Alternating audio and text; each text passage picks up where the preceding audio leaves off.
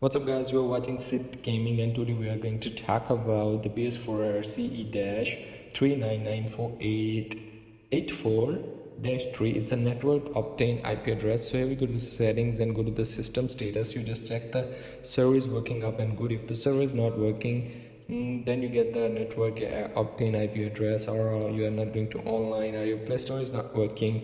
If firstly you just check it your region. Here we go, your region. You just check this one, the region, and check the system status. Here is all is working up and good. If they're not working, you just wait. Sony will fix this automatically. If it's working, then you have a problem with your local network. You just forget the old one and set up an internet connection, new one, and then go to the primary DNS settings to 8.8.8.8 and the secondary DNS 1.1.1.1, and then you just connect it again, and you're not gonna get the error, this type of error again.